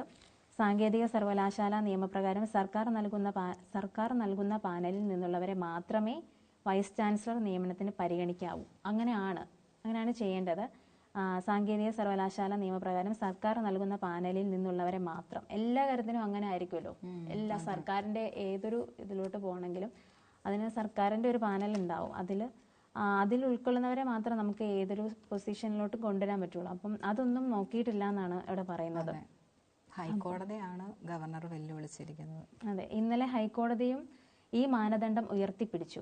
സർക്കാർ നിർദ്ദേശവും ഹൈക്കോടതി ഉത്തരവിന്റെ അന്തസ്സത്തെയും നിരാകരിച്ചുകൊണ്ടാണ് ചാൻസലർ പുതിയ നിയമനം നടത്തിയിരിക്കുന്നത്. കേന്ദ്ര സർക്കാരിന്റെ കാവ്യവൽക്കരണ അജണ്ടകൾക്ക് ബലം പകരാൻ മാത്രമാണ് ചാൻസലറുടെ ഈ നടപടികൾക്ക് പിന്നിൽ. ഉന്നത വിദ്യാഭ്യാസ മേഖലയെ മുച്ചൂടും രാഷ്ട്രീയവൽക്കരിക്കുന്ന ഈ നടപടികൾ നാം നേടിയ നേട്ടങ്ങളെയൊക്കെ പിറകോട്ടടിക്കുന്നതാണ്. ചാൻസലറുടെ സ്വേച്ഛാപരവും ചട്ടങ്ങൾ കാറ്റിൽ പറത്തിയുള്ളതുമായ നടപടികൾക്കെതിരെ നിയമപരമായ വഴികളും സർക്കാർ തേടുമെന്ന് മന്ത്രി അറിയിച്ചു. അതായത് നമ്മൾ ചെയ്യുന്ന കാര്യത്തിന് ഇപ്പോൾ സർക്കാരിന്റെ അറിവോടുകൂടി ചെയ്യേണ്ട കാര്യങ്ങൾ അങ്ങനെ ചെയ്തില്ല. അദ്ദേഹത്തിന്റെ സ്വന്തം താല്പര്യം പോലെ ചെയ്തപ്പോൾ അതിനായിട്ടൊരു നിയമ നടപടികളൊക്കെ ഉണ്ടാവും, അല്ലെങ്കിൽ അതിനായിട്ട് ഇനിയും ഒരുപാട് പ്രശ്നങ്ങൾ ഉണ്ടാവും എന്ന് തന്നെ നമുക്ക് വിശ്വസിക്കാം. അതാണ് ഇതിന് മനസ്സിലാവുന്നത്. അപ്പം ഗവർണറുടെ ഈ നടപടിക്കെതിരെ ഹൈക്കോടതി എങ്ങനെയാണ് പ്രതികരിക്കുന്നത് നമുക്ക് നോക്കാം. പിന്നെ നമ്മൾ കുറേ നാളായിട്ട് പറയുന്ന ഒരു വാർത്തയാണ് നവീൻ ബാബുവിന്റെ മരണം. അപ്പം നവീൻ ബാബുവിന്റെ മരണത്തിൽ CBI ആവശ്യം, കേസ് ഡയറി തേടി ഹൈക്കോടതി. അപ്പം ADM നവീൻ ബാബുവിന്റെ ദുരൂഹ മരണത്തിൽ പ്രത്യേക പോലീസ് സംഘം നടത്തുന്ന അന്വേഷണത്തിന്റെ കേസ് ഡയറി ഹാജരാക്കാൻ ഹൈക്കോടതി നിർദ്ദേശിച്ചിട്ടുണ്ട്. അന്വേഷണ പുരോഗതി റിപ്പോർട്ട് സമർപ്പിക്കണം. കേസ് CBIക്ക് വിടണമെന്ന് ആവശ്യപ്പെട്ട് നവീന്റെ ഭാര്യ മഞ്ജുഷ നൽകിയ ഹർജിയിലാണ് ജസ്റ്റിസ് ബെച്ചു കുര്യൻ തോമസിന്റെ ഉത്തരവ്. CBIക്ക് അടക്കം നോട്ടീസ് അയക്കുകയും ചെയ്തിട്ടുണ്ട്. പോലീസ് സംഘം അന്തിമ റിപ്പോർട്ട് സമർപ്പിക്കാത്തത് സ്റ്റേ ചെയ്യണമെന്ന ആവശ്യം കോടതി അനുവദിച്ചിട്ടില്ല. അന്വേഷണം തുടരുകയാണെന്നും കുറ്റപത്രം സമർപ്പിച്ചാലും കോടതിക്ക് ഇടപെടാനുള്ള അധികാരമുണ്ടെന്നും പറയുകയും ചെയ്തിട്ടുണ്ട്. ഹർജി ഡിസംബർ 6 വീണ്ടും പരിഗണിക്കും. കേസ് ഡയറി പരിശോധിച്ച ശേഷം വിശദവാദം കേൾക്കുകയും ചെയ്യും. കണ്ണൂർ ADM ആയിരുന്ന പത്തനംതിട്ട സ്വദേശി നവീൻ ബാബുവിനെ ഒക്ടോബർ 15 കോട്ടയത്തിൽ നിന്നും തൂങ്ങി മരിച്ച നില കണ്ടെത്തിയത്. മരണം കൊലപാതകമാണെന്ന സംശയമാണ് ഭാര്യ കോടതിയിൽ ഉന്നയിക്കുന്നത്. അപ്പം ഇത് കുറെ നാളായിട്ട് ഇങ്ങനെ ചർച്ച ചെയ്യപ്പെടുന്ന ഒരു വിഷയമാണ്. അപ്പൊ ഇതിനകത്ത് പ്രതിയായിട്ടുള്ളവരെ കണ്ടുപിടിക്കുകയോ അങ്ങനെ പോലീസിന്റെ ഭാഗത്തു നിന്നും ഇത് നവീൻ ബാബുവിന്റെ മരണത്തിന് കാരണമായിട്ടുള്ള PP ദിവ്യയ്ക്ക് അനുകൂലമായിട്ടുള്ള ഒരു നിലപാടാണ് പോലീസിന്റെ ഭാഗത്തുനിന്ന് ഉണ്ടായിരുന്ന തരത്തിൽ ഒരുപാട് വാർത്തകളും കാര്യങ്ങളൊക്കെ നടന്നുകൊണ്ടിരിക്കുന്നു. ഒരു കൊലപാതകമാണ്, അദ്ദേഹം ഒരു നിരപരാധിയാണെന്ന് തന്നെയാണ് ഇപ്പോഴും പറയുന്നത്. പക്ഷെ എന്നിട്ടും പ്രതിക്കെതിരായിട്ടുള്ള യാതൊരുവിധ നടപടികളും പോലീസിന്റെ ഭാഗത്തുനിന്നും ഉണ്ടായിട്ടില്ല. അപ്പം നവീൻ ബാബുവിന്റെ മരണത്തിൽ CBI ആവശ്യം, കേസ് ഡയറി തേടിയിരിക്കുകയാണ് ഹൈക്കോടതി. അപ്പം പ്രതിക്ക് ഉന്നത രാഷ്ട്രീയ സ്വാധീനം, അതായത് ഈ PP ദിവ്യയ്ക്ക് ഉന്നത രാഷ്ട്രീയ സ്വാധീനം എന്ന് നവീൻ ബാബുവിന്റെ ഭാര്യ തന്നെ പറയുന്നുണ്ട്. അപ്പോൾ ഹൈക്കോടതി ഇതൊരു ആത്മഹത്യാ കേസല്ലേ എന്ന ചോദ്യം ഉന്നയിക്കുമ്പോഴത്തേക്കിനും നവീന്റെ ഭാര്യ മഞ്ജുഷ പറയുന്നത് കൊലപാതകമാണെന്ന് സംശയിക്കുന്നുണ്ട്, അതിനുള്ള വസ്തുതകളുമുണ്ട്. അപ്പം കൊലപാതകമാണെന്ന സംശയം ഭാര്യയ്ക്കുണ്ട്, സംശയമുണ്ട്, അതിനുള്ള വസ്തുതകളും ഉണ്ടെന്ന് ഭാര്യ പറയുന്നുണ്ട്. അപ്പം അതിനുള്ള മറുപടിയായിട്ട് കോടതി പറഞ്ഞ CBI അന്വേഷണം ആവശ്യപ്പെടുന്നത് എന്തിനാണെന്ന് ചോദിക്കുമ്പം പ്രതി PP ദിവ്യയ്ക്ക് ഉന്നത രാഷ്ട്രീയ സ്വാധീനമുള്ളതിനാൽ CPM ജില്ലാ കമ്മിറ്റി അംഗമാണ്. ജനാധിപത്യ മഹിളാ അസോസിയേഷൻ സംസ്ഥാന ജോയിന്റ് സെക്രട്ടറി, കണ്ണൂർ സർവകലാശാല സെനറ്റ് അംഗം, ജില്ലാ ആസൂത്രണ സമിതി ചെയർപേഴ്സൺ തുടങ്ങിയ പദവികളും വഹിക്കുന്നു. അതിനാൽ പോലീസിൽ നിന്ന് നിഷ്പക്ഷത പ്രതീക്ഷിക്കുന്നില്ല. അപ്പോൾ അതൊരു കാര്യമായിട്ടുള്ള, കാരണം ഇപ്പൊ പ്രതിയായിട്ടുള്ള PP ദിവ്യ എന്ന് പറയുന്ന രാഷ്ട്രീയമായിട്ടുള്ള നല്ല സ്വാധീനമുള്ള ഒരു വ്യക്തിയാണ്. അപ്പൊ അതുകൊണ്ട് തന്നെ ഇതുവരെയുള്ള കാര്യങ്ങൾ നമ്മൾ നോക്കുകയാണെങ്കിൽ തന്നെ പോലീസിന്റെ ഭാഗത്തുനിന്ന് യാതൊരുവിധ നവീൻ ബാബുവിന് അനുകൂലമായിട്ടുള്ള യാതൊരുവിധ നടപടിയും പോലീസിന്റെ ഭാഗത്തുനിന്ന് ഉണ്ടായിട്ടില്ല. ഇപ്പൊ മുഖ്യമന്ത്രി അടക്കം പ്രതികളെ പിടികൂടും, നവീൻ ബാബുവിന്റെ കുടുംബത്തിന് നീതി ലഭിക്കും എന്നൊക്കെ പറയുന്നുണ്ടെങ്കിൽ പോലും അത് പ്രവൃത്തിയിൽ യാതൊരു വിധത്തിലുള്ള ഒരു ഇതായിട്ട് നമുക്ക് ഇതുവരെ നമ്മൾ കണ്ടിട്ടില്ല. അപ്പം നവീൻ ബാബുവിന്റെ ഭാര്യയും പറയുന്നത് തന്നെയാണ്, ഉന്നത രാഷ്ട്രീയ സ്വാധീനം ഒരുപാട് പദവികൾ ഉള്ളത് കൊണ്ട് തന്നെ പോലീസിന്റെ ഭാഗത്തു നിന്ന് ന്യായമായിട്ടുള്ള നവീൻ ബാബുവിന് നീതി കിട്ടുന്ന തരത്തിലുള്ള ഒരു പ്രവൃത്തി ഉണ്ടാവത്തില്ലെന്ന് തന്നെയാണ് പറയുന്നത്. അപ്പോൾ കോടതിയും അന്വേഷണത്തിന് പ്രത്യേക സംഘം നിയോഗിച്ചിട്ടുണ്ടെന്ന് കോടതി ചോദിക്കുമ്പം പ്രത്യേക സംഘം എന്ന പേര് മാത്രമേ ഉള്ളൂ. ലോക്കൽ പോലീസിലുള്ളവരാണ് പലരും. അപ്പം പ്രത്യേക സംഘം എന്നുള്ളൊരു പേര് മാത്രമേ അതിനുള്ളൂ. ലോക്കൽ പോലീസ് തന്നെയാണ്. അപ്പൊ അദ്ദേഹത്തിന്റെ ഭാര്യയ്ക്ക് അതിലൊട്ടും തൃപ്തിയല്ല. ഇതിലും നല്ല രീതിക്ക് അന്വേഷണം നടക്കണം എന്ന് തന്നെയാണ് പറയുന്നത്. എന്നാലേ അതിനൊരു തീരുമാനമുണ്ട്. കൊലപാതകം തന്നെയാണെന്ന് സംശയിക്കുന്നുണ്ട്. അത് തെളിയിക്കാന്നുള്ളത് തന്നെയാണ് പിന്നെ പ്രോട്ടോകോളിൽ പ്രതിയേക്കാൾ താഴെ നിൽക്കുന്ന ഇൻസ്പെക്ടറാണ് അന്വേഷണ ഉദ്യോഗസ്ഥൻ.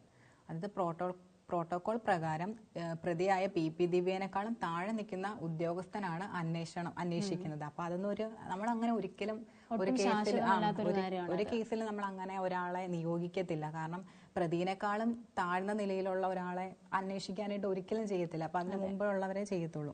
പിന്നെ പ്രതിയെ സംരക്ഷിക്കുന്ന തെളിവുകൾ നിർമ്മിക്കപ്പെടുകയാണ്. അപ്പൊ പി ദിവ്യനെ സംരക്ഷിക്കുന്നതിനുള്ള തെളിവുകളെല്ലാം ഇപ്പൊ നിർമ്മിക്കപ്പെടുകയാണ്. സാക്ഷിയായ പ്രശാന്തന്റെ പേരും ഒപ്പം മാറിയിട്ടും ഇതുവരെ യാതൊരു വിധത്തിലുള്ള നടപടിയും ഉണ്ടായിട്ടില്ല. അത് നമ്മൾ പറഞ്ഞിട്ടുള്ള കാര്യമാണ്. അപ്പോൾ കോടതി പറയുന്ന കേസ് ഡയറിയും അന്വേഷണ ഉദ്യോഗസ്ഥൻ പത്രികയും സമർപ്പിക്കട്ടെ, ശേഷം വിശദമായ വാദം കേൾക്കാമെന്നാണ് കോടതി പറയുന്നത്. അപ്പം കേസ് തീർപ്പാക്കുന്നത് വരെ പോലീസ് അന്തിമ റിപ്പോർട്ട് സമർപ്പിക്കുന്നത് സ്റ്റേ ചെയ്യണം. അപ്പം മഞ്ജുഷ പറയുന്ന കേസ് തീർപ്പാക്കുന്നത് വരെ പോലീസ് അന്തിമ റിപ്പോർട്ട് സമർപ്പിക്കുന്നത് സ്റ്റേ ചെയ്യണമെന്നാണ് മഞ്ജുഷ പറയുന്നത്. അപ്പോൾ കോടതി അത് അനിവാര്യമായിട്ടുള്ള കാര്യമല്ല, അന്വേഷണം എത്രയും വേഗം പൂർത്തിയാക്കി വസ്തുതകൾ അറിയിക്കണമെന്നാണ് പൊതുസമൂഹം ആവശ്യപ്പെടുന്നത്. അപ്പോൾ പൊതുസമൂഹത്തിന്റെ ആവശ്യം എന്ന് പറയുന്നത് അന്വേഷണം എത്രയും വേഗം പൂർത്തിയായിട്ട് അതിന്റെ വസ്തുതകൾ അറിയിക്കണമെന്നാണ്. എന്താണ് ഇതിന്റെ സത്യം എന്നുള്ളത് തിരിച്ച് എല്ലാവരെയും അറിയിക്കുക എന്നുള്ളത് തന്നെയാണ്. അപ്പൊ അതിനുവേണ്ടി തന്നെയാണ്. പക്ഷെ ഇത്രയും നാളായിട്ട് ഒരു നടപടിയും ഉണ്ടായിട്ടില്ലെന്നുള്ളതാണ്. അപ്പം ഇതുമായിട്ട് ബന്ധപ്പെട്ട് എം.വി. ഗോവിന്ദൻ CPM സംസ്ഥാന സെക്രട്ടറി പറയുന്നതും എല്ലാ അന്വേഷണങ്ങളുടെയും അവസാന വാക്ക് CBI അല്ല, CBI കൂട്ടിലടയ്ക്കപ്പെട്ടതാണെന്ന് സുപ്രീം കോടതി പോലും പറഞ്ഞിട്ടുണ്ട്. ഓക്കെ, അപ്പൊ എല്ലാ കേസിന്റെ അവസാനം എന്ന് പറയുന്നത് CBI അല്ലെന്നാണ് എം.വി. ഗോവിന്ദൻ പറയുന്നത്. അപ്പൊ എന്താണ് ഇതിനൊരു എത്രയും പെട്ടെന്ന് ഒരു നല്ലൊരു തീരുമാനം, അതിന്റെ എന്താണെന്നുള്ള വാസ്തവം വെളിച്ചത്ത് വരട്ടെ എന്ന് നമുക്ക് നവീൻ ബാബുവിന്റെ കുടുംബത്തിന് നവീൻ ബാബുവിന് നീതി ലഭിക്കേണ്ടത് തന്നെയാണ്. അപ്പം എന്താണ് സത്യം, നമുക്ക് ഇപ്പൊ സത്യം അറിയത്തില്ല. അപ്പൊ അത് അന്വേഷിച്ച് കണ്ടെത്താന്നുള്ളത് പോലീസിന്റെ ഉത്തരവാദിത്തമാണ്. അപ്പൊ എത്രയും പെട്ടെന്ന് അതിനൊരു നടപടി ഉണ്ടാകട്ടെ എന്ന് നമുക്ക് പ്രതീക്ഷിക്കാം.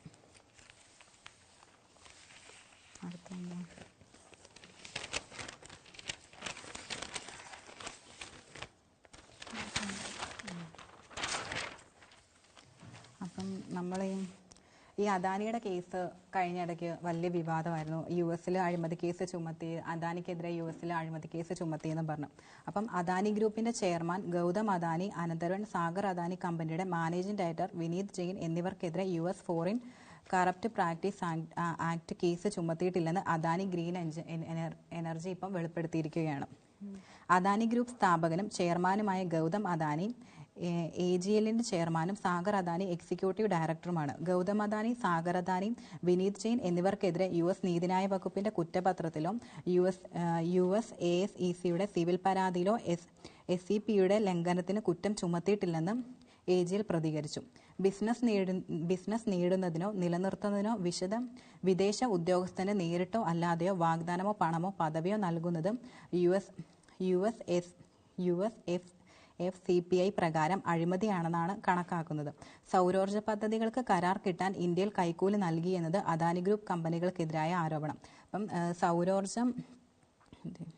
സൗരോർജ്ജ പദ്ധതികൾക്ക് കരാർ കിട്ടാൻ ഇന്ത്യയിൽ കൈക്കൂലി നൽകിയെന്നുള്ളതാണ് അദാനി ഗ്രൂപ്പിനെതിരായിട്ട് നിലനിൽക്കുന്ന ആരോപണം എന്ന് പറയുന്നത്. അപ്പോൾ ഗൗതം അദാനിക്കോ അയാളുമായി ബന്ധപ്പെട്ടവർക്കോ എതിരെ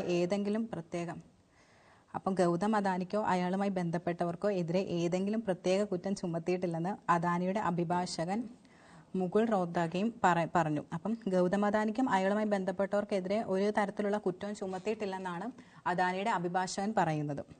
അപ്പം ആർക്ക് കൈക്കൂലി നൽകി എന്ന തരത്തിലുള്ള യാതൊരു വിവരങ്ങളും ഇല്ലെന്നും അദ്ദേഹം പറയുകയുണ്ടായി. ഇപ്പം ആർക്കാണ് കൈക്കൂലി കൊടുത്തതെന്നുള്ള തരത്തിലും വിവരവും ഇല്ലെന്നും അദ്ദേഹത്തിന്റെ അഭിഭാഷകൻ പറയുകയുണ്ടായി.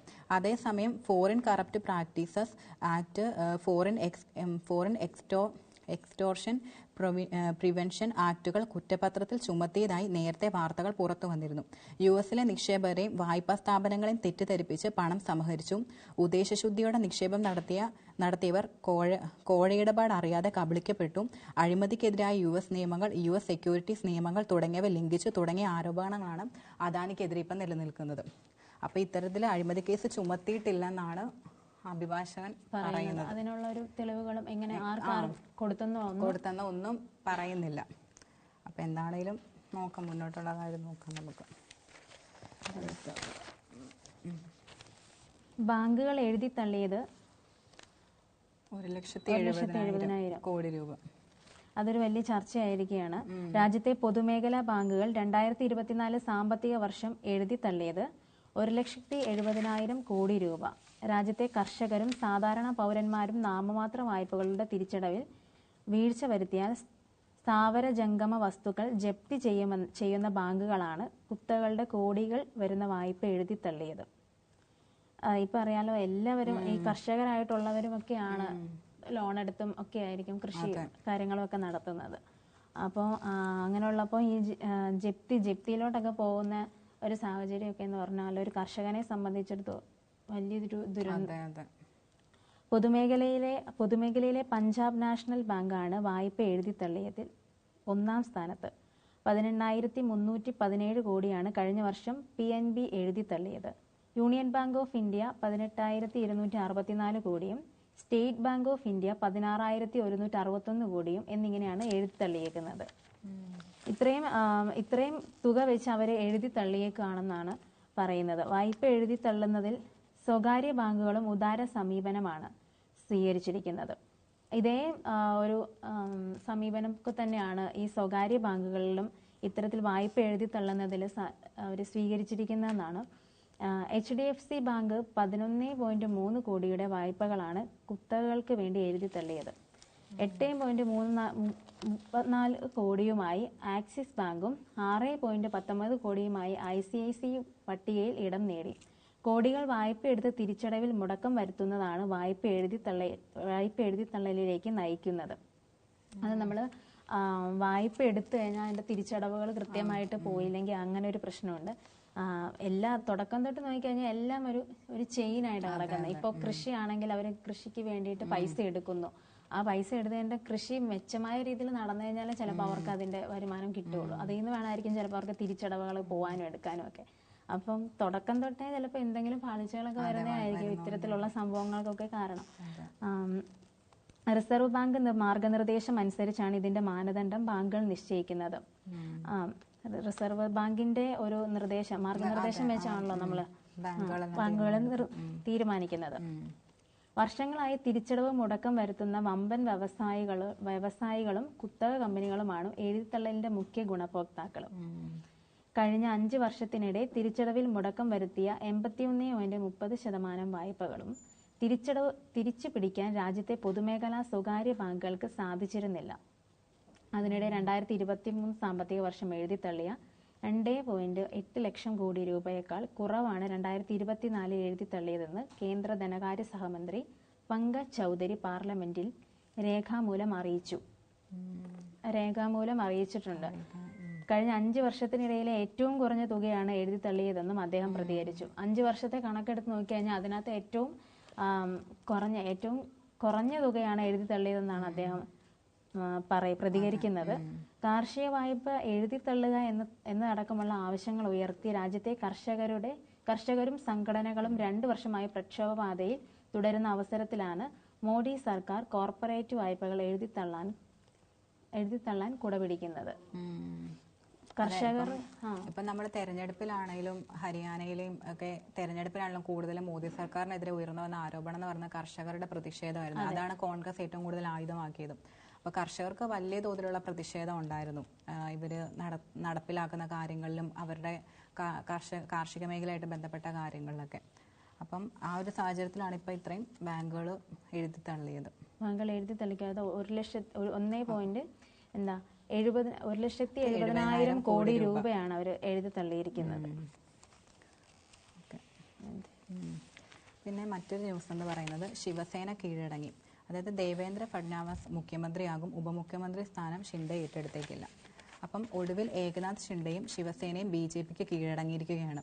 മഹാരാഷ്ട്ര മുഖ്യമന്ത്രിയായി ആരെ തിരഞ്ഞെടുക്കണമെന്നുള്ള പ്രധാനമന്ത്രി നരേന്ദ്രമോദിയും BJPയുമാണ് തീരുമാനിക്കുന്നതെന്ന് ശിവസേന നേതാവും ഏകനാഥ് ഷിൻഡെ പറഞ്ഞു. അതായത് മഹാരാഷ്ട്രയിൽ മുഖ്യമന്ത്രിയായി ആരെ തിരഞ്ഞെടുക്കണമെന്നത് പ്രധാനമന്ത്രി നരേന്ദ്രമോദിയും BJPയുമാണ് തീരുമാനിക്കേണ്ടതെന്നാണ് അദ്ദേഹം പറയുന്നത്. ആരെ തിരഞ്ഞെടുത്താലും തനിക്ക് സ്വീകാര്യമാണെന്നും ഷിൻഡെ വാർത്താസമ്മേളനത്തിൽ അറിയിക്കുകയുണ്ടായി. മുഖ്യമന്ത്രി പദത്തിനായി അവകാശവാദം ഉന്നയിച്ച ഷിൻഡെ പിന്മാറിയതോടെ ദേവേന്ദ്ര ഫഡ്നാവിസിന് മുഖ്യമന്ത്രിയാകുമെന്ന് ഉറപ്പായി. അതായത് മുഖ്യമന്ത്രി പദത്തിനായി അദ്ദേഹം അവകാശവാദം ഉന്നയിച്ചിരുന്നു. പക്ഷേ അതിൽ നിന്ന് അദ്ദേഹം പിന്മാറിയതോടെ ദേവേന്ദ്ര ഫഡ്നാവിസിന് മുഖ്യമന്ത്രിയാകുമെന്ന കാര്യത്തിൽ ഉറപ്പായിട്ടുണ്ട്. കേന്ദ്രമന്ത്രി അശ്വിനി വൈഷ്ണവും ഭൂപേന്ദർ യാദവും നടത്തിയ കൂടിക്കാഴ്ചയ്ക്ക് ശേഷമാണ് ഷിൻഡെ നിലപാട് മയപ്പെടുത്തിയത്. മഹായുതി സഖ്യ നേതാക്കളെക്കാൾ BJPയുടെ ദേവേന്ദ്ര ഫഡ്നാവിസ്, ശിവസേനയുടെ ഏകനാഥ് ഷിൻഡെ, NCPയുടെ അജിത് പവാർ എന്നിവർ കേന്ദ്ര ആഭ്യന്തരമന്ത്രി അമിത്ഷായുമായും കൂടിക്കാഴ്ച നടത്തും. ഇതിനുശേഷമായിരിക്കും പ്രഖ്യാപനം നടത്തുക. അതേസമയം അധികാരം വിലപേശലിന് ശിവസേനയ്ക്കും വൻ തിരിച്ചടി നേരിട്ടതായിട്ടാണ് സൂചനകൾ. തിരഞ്ഞെടുപ്പ് വിജയത്തിന് പിന്നാലെ ഷിൻഡെയെ മുഖ്യമന്ത്രിയാക്കണമെന്ന ആവശ്യവുമായി അദ്ദേഹത്തിന്റെ അനുയായികൾ രംഗത്തെത്തിയിരുന്നു. ബീഹാറിലെ നിതീഷ് മാതൃക മഹാരാഷ്ട്രയിലും വേണമെന്നായിരുന്നു അവരുടെ ആവശ്യം.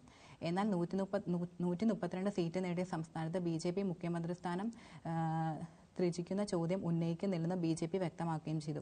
ബീഹാറിൽ തിരഞ്ഞെടുപ്പ് മുമ്പ് നിതീഷ് കുമാറിനെ മുഖ്യമന്ത്രിയാക്കുമെന്ന് ഉറപ്പ് നൽകിയിരുന്നു. മഹാരാഷ്ട്രയിൽ ഏകനാഥ് ഷിൻഡെ മുഖ്യമന്ത്രിയാകുമെന്ന ഒരു ഉറപ്പും നൽകിയിട്ടില്ലെന്നും BJP നിലപാടെടുത്തിരുന്നു.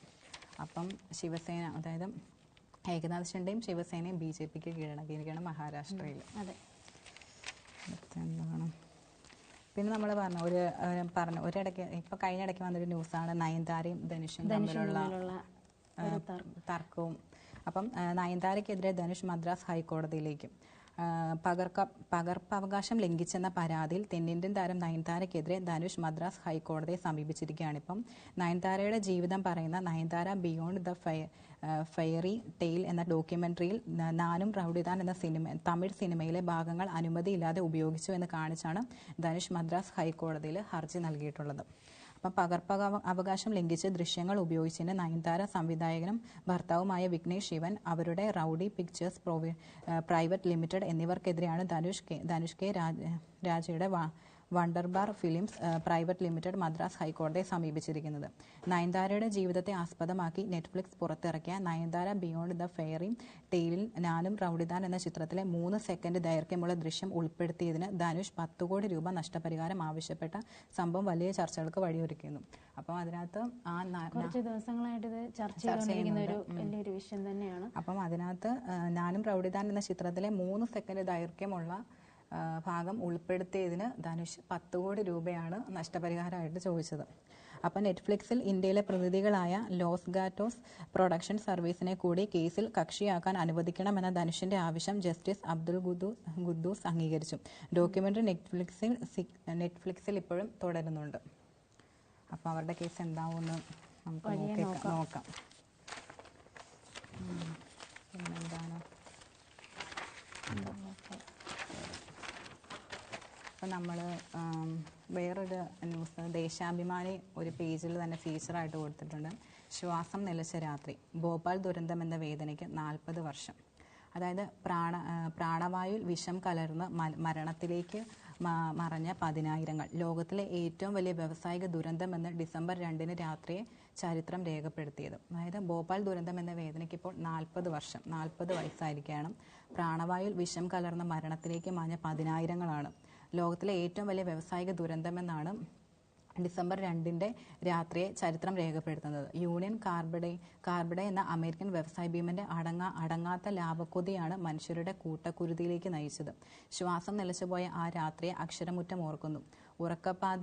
ഉറക്കപ്പാതിയിൽ മരണത്തിലേക്ക് മാഞ്ഞുപോയ മനുഷ്യർക്ക് ഓർമ്മപ്പൂക്കൾ. അപ്പം ദേശാഭിമാനി നല്ലൊരു ഇതിൽ വിശദീകരിച്ച് കൊടുത്തിട്ടുണ്ട്. 40 വർഷമായ ഒരു കാര്യം എല്ലാവർക്കും അറിയാം. കുട്ടികൾക്കാണെങ്കിലും പഠിച്ചു വരുന്ന സ്കൂളുകളിലാണെങ്കിലും ഒക്കെ നമ്മൾ ഈ ഭോപ്പാൽ ദുരന്തം അതിന്റെ ഒരു ചിത്രം കുറെ വർഷങ്ങളായിട്ട് നമ്മൾ അതിന്റെ ഈ ഒരു ചിത്രമാണ് ശരിക്കും അതിനകത്ത് ഏറ്റവും പ്രാധാന്യമുള്ളത്. എപ്പോഴും ഭോപ്പാൽ ദുരന്തം എന്ന് പറയുമ്പോഴേ എല്ലാവർക്കും ഓർമ്മ വരുന്നൊരു ചിത്രം തന്നെ ഒരു കുട്ടിയുടെ ഒരു ചിത്രം.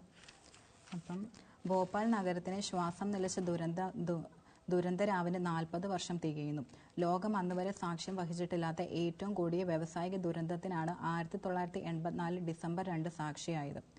അമേരിക്കൻ കമ്പനിയായ യൂണിയൻ കാർബൈഡിന്റെ ഉടമസ്ഥതയിൽ മധ്യപ്രദേശിലെ ഭോപ്പാലിൽ പ്രവർത്തിച്ച കീടനാശിനി പ്ലാന്റിൽ നിന്നും രാത്രി 10ഓടെ 45 ടൺ മീഥൈൽ ഐസോസൈനേറ്റഡ് എന്ന വിഷവാതകം ചോരുകയായിരുന്നു.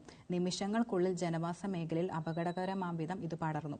ഔദ്യോഗിക കണക്കുകൾ പ്രകാരം ഭോപ്പാൽ ദുരന്തത്തിലെ മരണം എന്നത് 3787 എന്നാൽ യഥാർത്ഥ മരണസംഖ്യ അതിനേക്കാൾ എത്രയോ മടങ്ങാണ്. അപ്പോൾ അതിനകത്ത് ഭോപ്പാൽ ദുരന്തത്തിലെ ഔദ്യോഗിക കണക്കുകൾ പ്രകാരം മരണസംഖ്യ എന്ന് പറയുന്നത് 3787 പക്ഷേ മരണസംഖ്യ 16,000-നും 30,000 എന്നീ സംഖ്യകൾക്കിടയിലാണെന്നാണ് നിലവിലെ അനുമാനം എന്നത്. ശ്വാസം എടുക്കാനാവാതെയും കാഴ്ച നഷ്ടപ്പെട്ടും ആയിരങ്ങൾ ആശുപത്രികൾ അഭയം തേടി. അപ്പം ശ്വാസം എടുക്കാൻ അപ്പം നമ്മൾ ഈ പറഞ്ഞിട്ടുണ്ടെങ്കിൽ കീടനാശിനി പ്ലാന്റിൽ നിന്നുമാണ് ഇങ്ങനെ വന്നത്. അപ്പം ശ്വാസം എടുക്കാനാകാതെയും കാഴ്ച നഷ്ടപ്പെട്ടും ആയിരങ്ങളാണ് ആശുപത്രിയിൽ അഭയം തേടിയത്. രോഗിയായവരിൽ അനേകായിരങ്ങൾ മരണമടഞ്ഞത് തുടർന്നുള്ള മാസങ്ങളിലായിരുന്നു. അപ്പൊ രോഗിയായതിനു ശേഷം നമുക്ക് ആ ഒരു നമ്മളത് ശ്വസിച്ചു കഴിയുമ്പോൾ നമുക്ക് പയ്യെ ആയിരിക്കും അതിന്റെ അനന്തരഫലങ്ങൾ സംഭവിക്കുന്നത്. ശ്വാസം എടുക്കാനും ബുദ്ധിമുട്ടാണ്, അതുപോലെ കാഴ്ചശക്തി നഷ്ടപ്പെടും.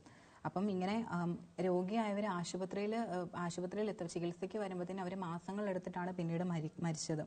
മരണം അതിജീവിച്ച മനുഷ്യരാകട്ടെ ശ്വാസകോശ രോഗം, അർബുദം, അന്ധത, വിഷവാതകത്തിന്റെ സമ്പർക്കം മൂലമുണ്ടായ നിത്യരോഗങ്ങൾ ഉൾപ്പെടെ ദുരിതങ്ങളിൽ ജീവിക്കുന്നു.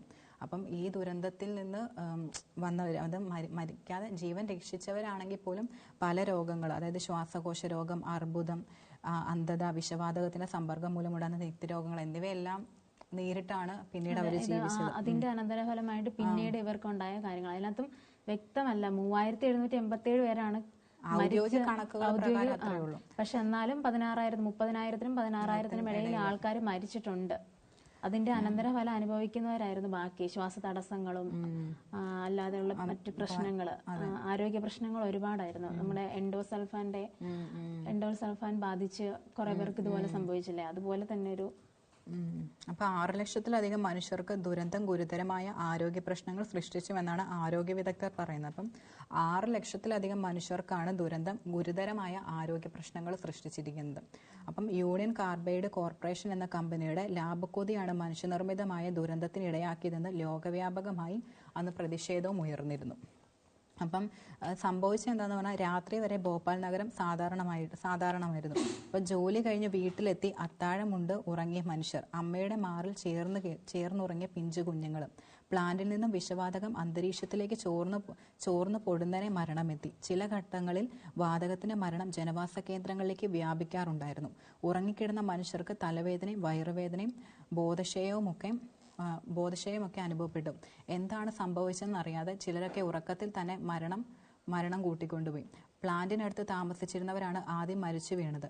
മാനവ ചരിത്രത്തിലെ ഏറ്റവും വലിയ മനുഷ്യനിർമ്മിത ദുരന്തമായിരുന്നു ഇത്. ആശുപത്രികൾ രോഗികളാൽ നിറഞ്ഞു. മൃതദേഹങ്ങളും കൂമ്പാരമായി. മൃഗങ്ങളും പക്ഷികളും വഴിയിലുടനീളം ചത്തുകിടന്നു. കാർബറിൽ എന്ന കീടനാശിനിയാണ് ഭോപ്പാലിലെ പ്ലാന്റിൽ ഉൽപ്പാദിപ്പിച്ചിരുന്നത്. വിഷവാതകം സൂക്ഷിച്ചിരുന്ന പ്ലാന്റിൽ വെള്ളം കയറിയുണ്ടായ രാസപ്രവർത്തനം മൂലം താപനില 200 ഡിഗ്രിക്ക് മീതെ ഉയർന്നതാണ് ചോർച്ചയ്ക്കുള്ള കാരണമായി വിലയിരുത്തുന്നത്. അപ്പം നമ്മളൊട്ടും പ്രതീക്ഷിക്കാത്ത മനുഷ്യരായിട്ട് തന്നെ ഉണ്ടാക്കുന്നതാണ്. അത് മനുഷ്യർക്ക് തന്നെ സംഭവിച്ചത്. അത് വലിയൊരു ദുരന്തം. അതിപ്പോ 40 വർഷമായി. നമ്മളെല്ലാവരും നമ്മുടെ പകൽ സമയത്ത് നമ്മുടെ എല്ലാ തിരക്കുകളും കഴിഞ്ഞ് രാത്രിയിൽ വിശ്രമിക്കുന്ന ആ ഒരു സമയത്ത് നമ്മളിങ്ങനെ ചിന്തിക്കുന്നില്ലല്ലോ, ഇങ്ങനെ ഒരു മരണത്തിലോട്ടാണ് പോകുന്നതെന്നുള്ള യാതൊരു വിധത്തിലുള്ളൊരു ചിന്തയില്ലാതെ അവര് ഫുഡ് കഴിച്ചു. പിന്നെ പിഞ്ചു കുഞ്ഞുങ്ങൾ വരെ അതിനകത്ത് ഉൾപ്പെട്ടിരുന്നു. അതെ, അമ്മയുടെ മാറോട് ചേർന്ന് കിടന്നുറങ്ങിയ കുട്ടികളൊക്കെ അവനറിയുന്നില്ലല്ലോ നമ്മള് ശ്വസിക്കുന്നത് എന്താണ്, നമ്മൾ മരണത്തിലോട്ടാ പോകുന്നത്. ചിലര് ഉറക്കത്തിൽ തന്നെ മരണം കൂട്ടിക്കൊണ്ടുപോയെന്നും പറയുന്നുണ്ട്. അപ്പം ആൻഡേഴ്സൺ, അതായത് യൂണിയൻ കാർബൈഡിന്റെ ചെയർമാൻ വാറൻ ആൻഡേഴ്സൺ അറസ്റ്റ് ചെയ്യപ്പെട്ടുവെങ്കിലും മണിക്കൂറുകൾക്കകം രാജ്യം അദ്ദേഹത്തെ വിടുകയാണ്. അപ്പം ഇതിന്റെ ചെയർമാനായിട്ടുള്ള വാറൻ ആൻഡേഴ്സണെ അറസ്റ്റ് ചെയ്തിരുന്നു. പക്ഷെ മണിക്കൂറുകൾക്കകം തന്നെ അദ്ദേഹത്തെ രാജ്യം വിട്ടുപോയ ആൻഡേഴ്സൺ കേസ് വിചാരണയുടെ ഒരു ഘട്ടത്തിലും ഇന്ത്യയിൽ എത്തിയിട്ടില്ല. 2014 അദ്ദേഹം അന്തരിച്ചു. ഫാക്ടറിയിൽ സുരക്ഷാ വീഴ്ച ഉണ്ടാകുന്നത് ജീവനക്കാർ ശ്രദ്ധയിൽപ്പെടുത്തിയിരുന്നു. എന്നാൽ മനുഷ്യജീവന് വിലയും കൽപ്പിക്കാതെ ലാഭം മാത്രം നോക്കിയാണ് കമ്പനിയും ആൻഡേഴ്സണും പ്രവർത്തിച്ചിരുന്നത് എന്ന ആക്ഷേപം ആ കാലഘട്ടത്തിൽ ഉയർന്നിരുന്നു. ലോകം പിന്നീട് നിരവധി ദുരന്തങ്ങൾക്ക് സാക്ഷിയായെങ്കിലും ഭോപ്പാലിലേതിന് സമാനമായ മറ്റൊന്നില്ല. വിനിമയ സംവിധാനങ്ങളും സാങ്കേതിക വിദ്യകളും ഇത്രയൊന്നും വളർന്നിട്ടില്ലാത്ത കാലമായിരുന്നു അന്ന്. അപ്പം ദുരന്തത്തിലെ ആഘാതം ഇത്രയും വലുതായതും അതിനാലാണ്. ദുരന്തശേഷവും ദുരന്തബാധിതർക്ക് മതിയായ സഹായം നൽകുവാൻ കമ്പനിയും സർക്കാരും തയ്യാറായിട്ടില്ല. വ്യാവസായിക സംരംഭങ്ങൾക്ക് മതിയായ സുരക്ഷാ സംവിധാനങ്ങൾ വേണമെന്ന നിയമനിർമ്മാണങ്ങളിലേക്കും ദുരന്തം വഴിമാറിയിരുന്നു. അപ്പം അന്നൊക്കെ നമ്മൾ ഇപ്പോഴത്തെ പോലെ സോഷ്യൽ മീഡിയ അത്ര ആക്റ്റീവ് അല്ലാത്തൊരു കാലം. പക്ഷെ ഇന്ന് സോഷ്യൽ മീഡിയ ആക്റ്റീവ് ആയിരിക്കുന്ന കാലഘട്ടത്തിലും ഈ ഭോപ്പാൽ ദുരന്തത്തെ പറ്റി ഇപ്പോഴും പറയുന്നുണ്ടെങ്കിൽ അതിന്റെ തീവ്രത എത്രത്തോളാണെന്ന് നമുക്ക് അതിൽ നിന്ന് മനസ്സിലാക്കാം. അത് മാത്രമല്ല, പിന്നെ ഈ ദുരന്തത്തിൽ ഇപ്പം നമ്മൾ പറഞ്ഞു ഒരുപാട് പേര് ജീവൻ രക്ഷിച്ചിട്ടുണ്ടെന്ന് പറഞ്ഞു. അപ്പോൾ അവർക്ക് ഒരുപാട് അസുഖങ്ങൾ, ആരോഗ്യകരമായിട്ടുള്ള പല പ്രശ്നങ്ങളും അവർക്ക് ഉണ്ടായിട്ടുണ്ട്. അപ്പോൾ അതിന് പോലും കമ്പനി അവർക്ക് സഹായം ഒന്നും നൽകിയിട്ടുമില്ല. അപ്പം കൂടുതൽ നമ്മൾ സോഷ്യൽ മീഡിയ ഇല്ലാത്തതുകൊണ്ട് തന്നെ നമ്മൾ കൂടുതൽ അറിയത്തില്ല എത്ര പേരാണ്, അല്ലെ, എത്ര പേര് മരിക്കുന്നുണ്ട് എന്നുള്ളതൊന്നും. അല്ലെങ്കിൽ തന്നെ നമുക്ക് അതിനൊരു വ്യക്തത ഉണ്ടാവില്ല. അത്രത്തോളം തീവ്രമായ വലിയൊരു ദുരന്തമാണത്. കാര്യം ആശുപത്രികളിലൊന്നും മൃതദേഹങ്ങളൊന്നും സൂക്ഷിക്കുന്ന, ഈ നഗരങ്ങളിലെല്ലാം കിടക്കുന്ന ഒരവസ്ഥ അത് നമുക്ക് ചിന്തിക്കാവുന്നതിലും അധികമാണ്. അതെ. അപ്പം അവർക്ക് വേണ്ട സഹായം പോലും കമ്പനി അത് മാത്രമല്ല, അതായത് അറസ്റ്റ് ചെയ്തെങ്കിലും ഉടനെ തന്നെ വിടുമായിരുന്നു. പിന്നെ കേസുമായിട്ട് ബന്ധപ്പെട്ട ഒരു കാര്യത്തിൽ വിചാരണയുടെ ഒരു ഘട്ടത്തിൽ പോലും അദ്ദേഹം ഇന്ത്യയിൽ എത്തിയിട്ടുമില്ല. അപ്പം മനുഷ്യരെ നോക്കാതെ ലാഭത്തിന് വേണ്ടി മാത്രം, സ്വന്തം ലാഭത്തിന് വേണ്ടി മാത്രം പ്രവർത്തിച്ചിരുന്നതാണ്. അപ്പം ഇപ്പൊ തൊഴിലാളികളടക്കം പറഞ്ഞിട്ടുണ്ട് ഫാക്ടറിയിൽ സുരക്ഷാ വീഴ്ച ഉണ്ടെന്ന് ജീവനക്കാര് അദ്ദേഹത്തിന്റെ ശ്രദ്ധയിൽപ്പെടുത്തിയിരുന്നു. എന്നിട്ട് പോലും അതിനുള്ള നടപടി എടുത്തിട്ടില്ല. അപ്പൊ അത് മനുഷ്യനിർമ്മിത, അദ്ദേഹത്തിന്റെ തന്നെ ആ ഒരു വീഴ്ച, മനുഷ്യനിർമ്മിത ഒരു ദുരന്തം തന്നെയാണിത്. അപ്പൊ എന്താണ് ഇപ്പം 40 വർഷം ആയിരിക്കുകയാണത്. 40 വർഷം ആയപ്പോഴും അതിന്റെ പ്രാധാന്യം അതെ, അത് ദേശാഭിമാനിയാണ് ഇതിൽ കൊടുത്തിരിക്കുന്നത്. നമുക്കടുത്ത സ്പോർട്സ് പേജിലോട്ട് പോകാം.